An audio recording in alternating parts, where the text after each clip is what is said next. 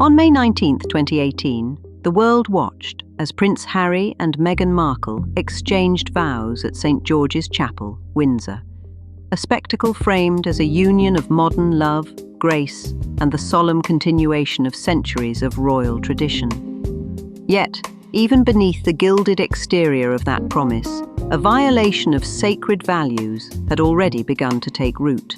Protocol, duty, and the time-honoured expectations of the British royal family were quietly, but unmistakably, breached. This was not a minor oversight. It was a calculated disregard for the principles that have ensured the monarchy's dignity and longevity for generations.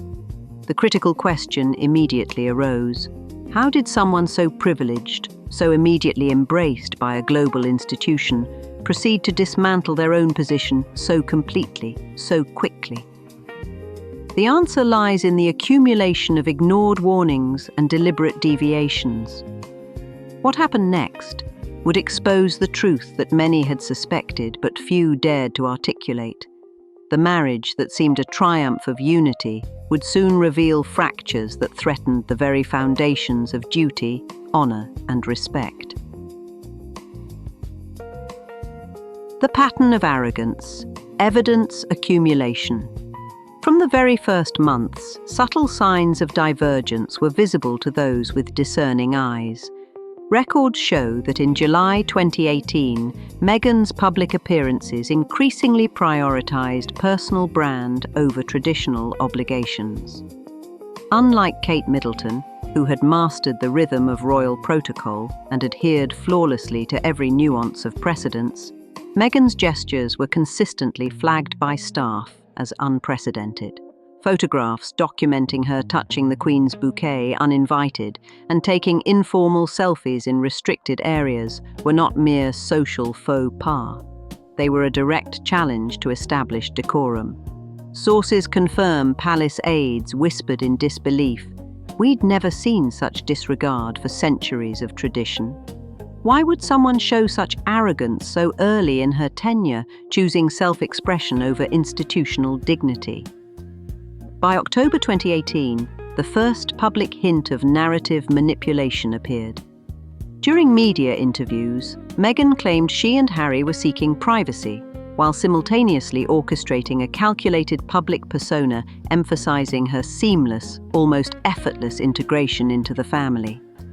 A closer examination reveals stark inconsistencies between her statements that month and comments made subsequently, suggesting a tactical and calculated attempt to shape and control public perception.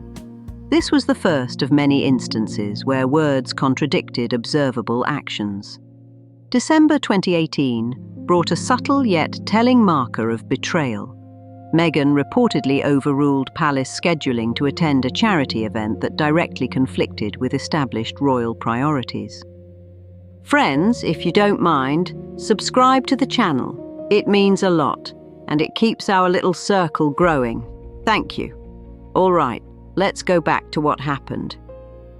According to insiders, this was not an isolated misstep. It was a deepening pattern. What many had suspected was confirmed when aides noted the Queen herself adjusted official engagements to accommodate the couple's preferences. The question arose, sharp and unavoidable: who truly served whom? This was intensified by a widely circulated holiday photograph showcasing gestures that violated expectation. Meghan seated above Harry in a family portrait, contravening traditional protocol. Staff accounts confirm whispered disapproval and a sense of disbelief. Protocol was being deliberately undermined in favor of personal prominence. By March 2019, these violations compounded. Photographs from a public event document Meghan ignoring precedents, walking ahead of senior royals and smiling broadly, while others maintained reserved composure. The timeline exposes a clear pattern: deliberate breaches, repeated public displays of disregard, and microaggressions against centuries-old protocol. This constant challenging of the status quo was fundamentally at odds with the quiet, disciplined service exhibited by Kate Middleton in similar contexts. In May 2019, the manipulation became more visible and more damaging.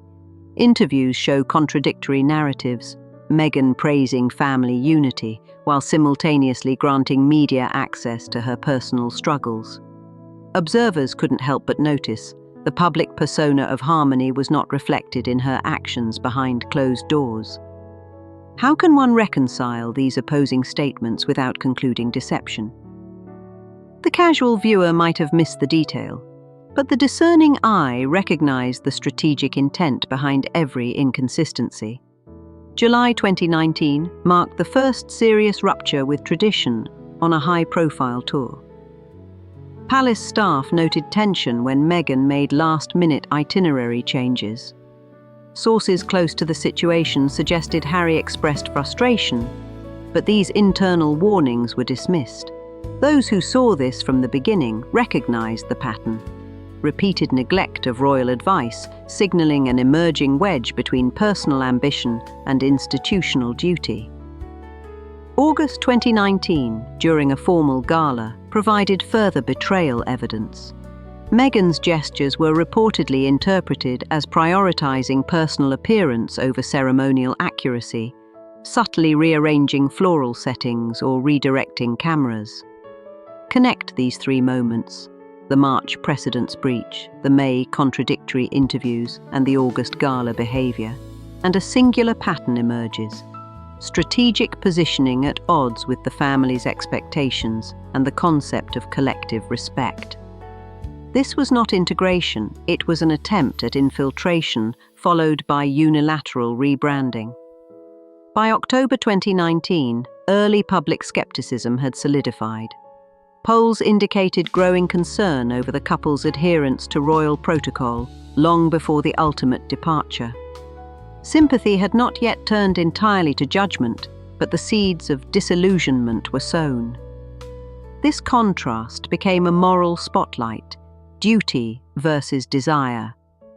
And as discerning viewers noted, the desire for personal gain was relentlessly winning. The systematic collapse, public judgment. The evidence clearly shows that by December 2019, personal ambition began superseding collective responsibility. Sources reported that Meghan and Harry were actively pursuing professional projects, independently of the royal framework, including media deals and charitable branding outside official channels. Why prioritize individual gain over traditional service and institutional honor? The answer, now clear, is that their allegiance had shifted entirely. The early months of 2020 confirmed the trajectory toward abandonment of customary loyalty. Body language experts noted subtle cues in public appearances. Meghan's posture, positioning, and engagement patterns suggested emotional and relational distance from senior royals.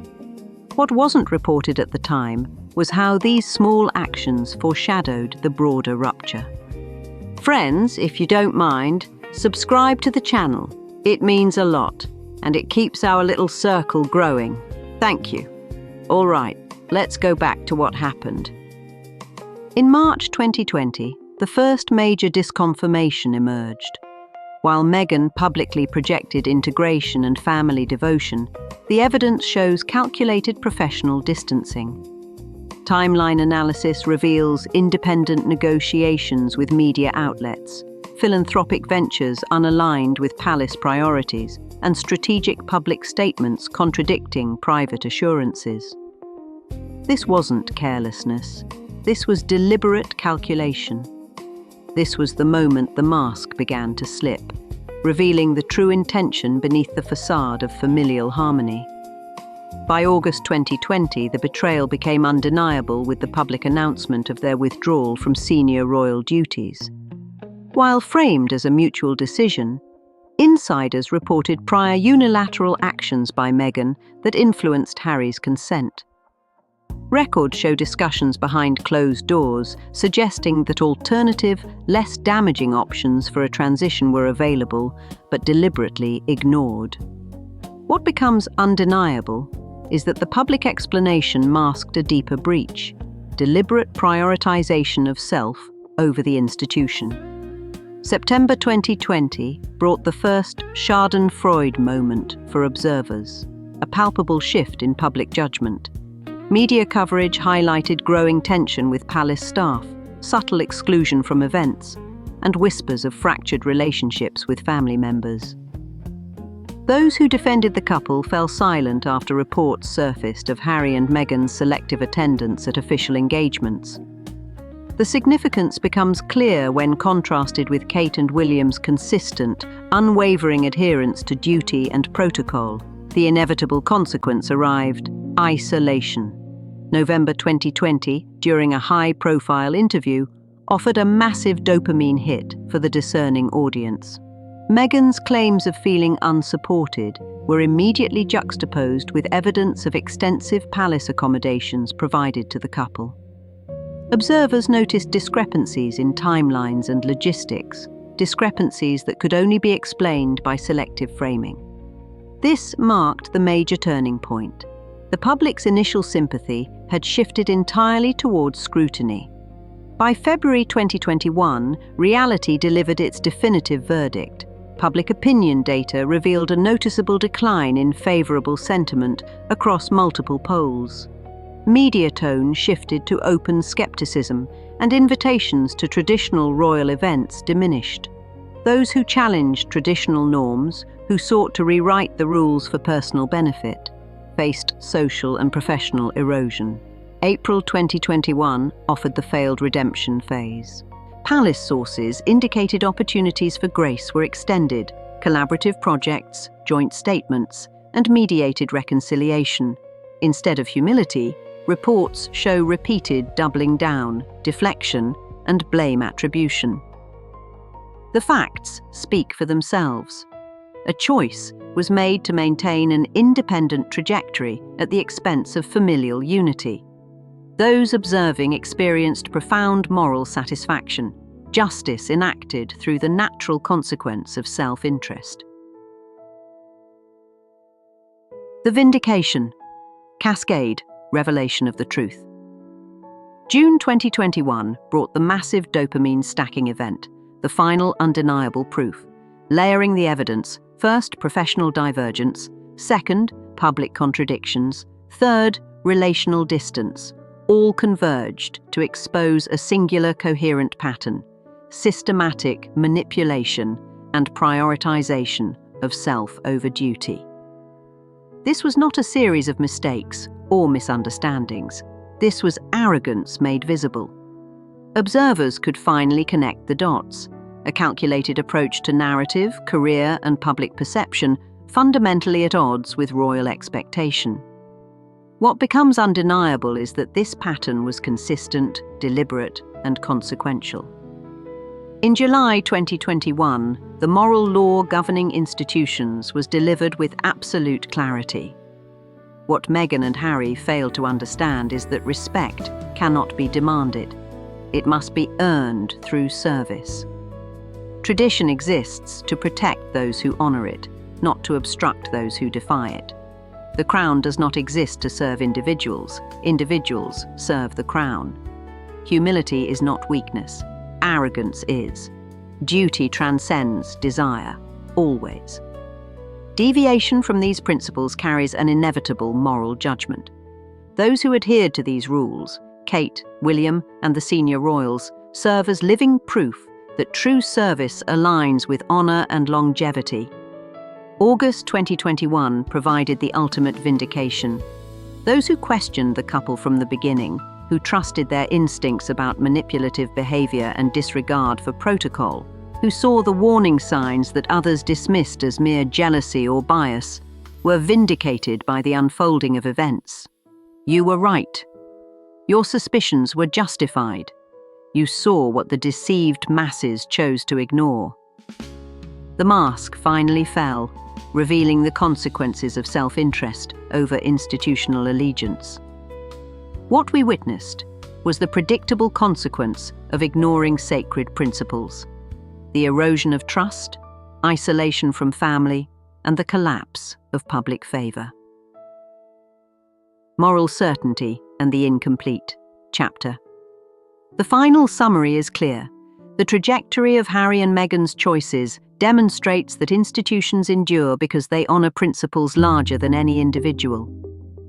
Arrogance that challenges the foundations of duty and tradition, when prioritized over humility and collective responsibility, will always meet the same outcome: isolation, judgment, and the erosion of everything sought through ambition.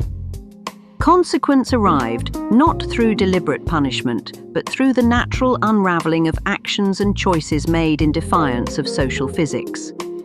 Yet the final chapter may not be fully written. The incomplete resolution demands continued observation. Questions persist about the impact of future memoirs, potential royal engagements, and the ultimate status of their children's titles and public roles. Only time will reveal whether reconciliation, continued estrangement, or new developments will emerge. What happens next will depend on actions yet to be disclosed, and the full accounting may take years.